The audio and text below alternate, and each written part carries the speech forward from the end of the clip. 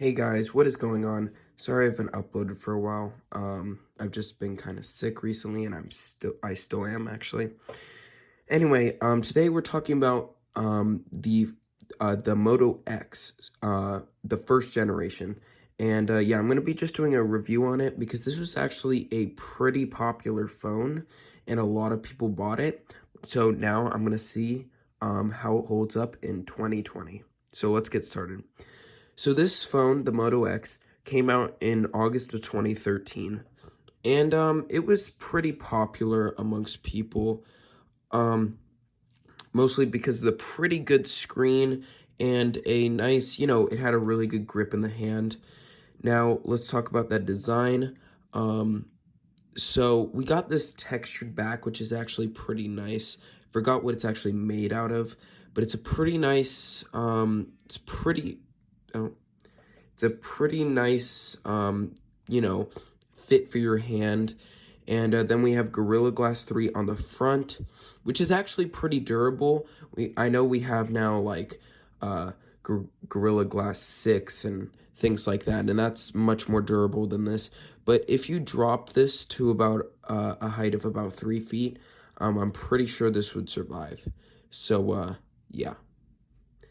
So the next thing that we're going to talk about is the main thing, which is the specs. Now, this phone has the Snapdragon S4. Um, and so that was a really, really high-end chip back in 2013. It was like the main chip. And it has 2 gigabytes of RAM. You have options of 16, 32, and 64 gigabytes of storage. And the overall like UI and like how it feels is pretty smooth. I haven't really had any slowdowns. I mean, obviously there's some slowdowns, especially when you start up the phone. I've noticed that. But besides that, I haven't really had a problem with any slowdowns or anything, even though this was made in 2013. Now, this is currently running Android 5.1, but that was not the original software. The original software was Android 4.2, so it didn't get that much of that much support. It only got basically one more version of Android. So compared to like iPhones, for example, like the iPhone 5S, which was released around the same time, lasted until about actually this year, and it still supports most apps. Not saying that this doesn't support a ton of apps as well. I mean, the Play Store still has a decent amount of apps. It's not like, as much as iPhone, just because it's on iOS 12. So yeah. So now we're going to talk about the display. The display is actually pretty good. I haven't really had a problem with it. It gets pretty bright. It doesn't get as bright as you might, as other ones. But it does actually almost get as bright as my iPhone XR. I believe it gets to about 615 nits. And yeah, it's AMOLED, so it's pretty nice. And even for 2020, yeah, it's really, really nice. And it's 316 pixels per inch. So it's going to be pretty crisp. Now, it's not a full-on Retina display. It is just below Retina, so you might be able to see some pixels really, if you like looking really, really deep. But it's still pretty sharp display, and you could see at full brightness, it gets like really, really, really bright. Almost as bright as my iPhone XR, like I was saying. So, if you were concerned about, the display, you don't need to be concerned about that when buying this phone.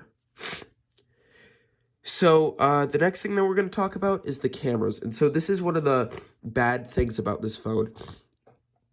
And I would say these cameras, the front and the back, are really, really poor. I would say a 3 out of 10.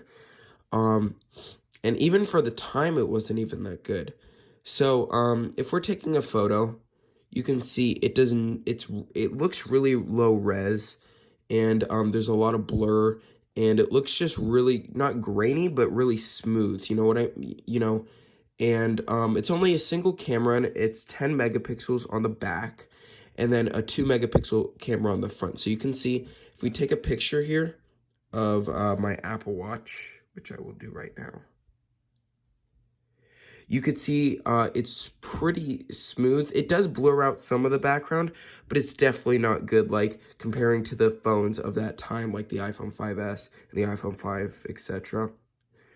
And then, yeah, let's take a look at that at that front camera. So you could see it's definitely not good.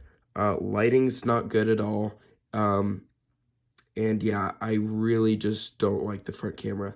If you're taking selfies on like Snapchat, not really good at all. So yeah. Now let's talk about the battery. Now, the battery I would say is okay. It's not like great, definitely comparing to, you know, the modern smartphones. With medium usage, you can get about 3 hours of screen on time with full brightness. Now, if you're more of a light user, you may be able to get through the day at about 5 to 6 hours of screen on time. But if you're keeping this at full brightness, like if you're in like a pretty bright environment, then you want this at full brightness, then this isn't going to last you that long. And if you're a heavy user that plays a ton of games, it's definitely not going to last you a long time, maybe about 2 hours. So, yeah. Now, in conclusion, this phone was pretty good and was actually really expensive, I believe around $500. But the price has gone down significantly, about it's about 1/10 of the price now. You can find this around 35 to 50 bucks. Most of the time I've been finding around 50 bucks. I've only seen one that was 35. So most of the time you'll find this around 35 to 50 bucks. But in my conclusion, the only reason you would get this phone is for a backup phone or a phone for your kid, not for you to use if you're using this for business or anything like that, just because of how old the software is and what the limited amount of things that you can do with it. So yeah, it's not worth it, but maybe if you want to get it for a kid, actually, I think there's even better options. You could get right now an iPhone 5S for around 30 to 40 bucks, 16 gigabytes. And that's a much better deal than this phone.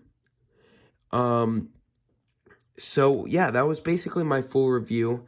Now, you might have seen one of my recent videos using the 5S 3 days later. And so I actually sold that 5S and was not able to make it the full week. But I'm just going to tell you my experience in this video.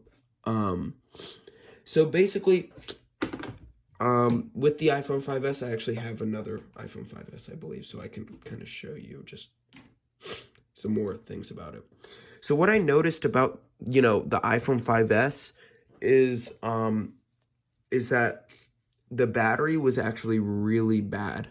I know I was saying, you know, that it was okay, but I would even say it's worse than the Moto X, just because, you know, it's just not great at all, especially with the battery usage. I mean, it's not great. By the way, if you're wondering why I didn't use this 5S, which is a black, because I really actually like the space gray iPhones better, it's because there's several problems with this specific phone.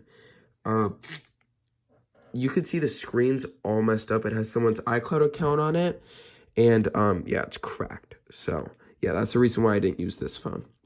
Anyway, so yeah, that's a major problem I saw. I could only get about 2 to 3 hours of, you know, screen on time with even like medium usage. It wasn't that good. And like I was saying, the Moto X has a 2200 milliamp hour battery, but the iPhone 5S has around 1400. So if you think about that and how both of them have pretty similar displays and things like that, you could see that where, you know, the problem comes, you know, with the iPhone 5S. But anyway, guys, that was basically my full video of the Moto X and the iPhone 5S about a week later.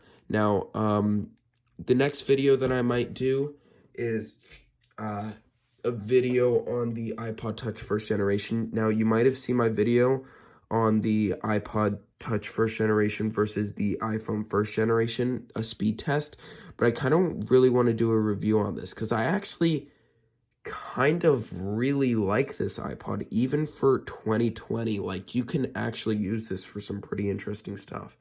And I'm going to kind of go more into that in my next video. But anyway, guys, thank you so much for watching, and I'll see you in the next one.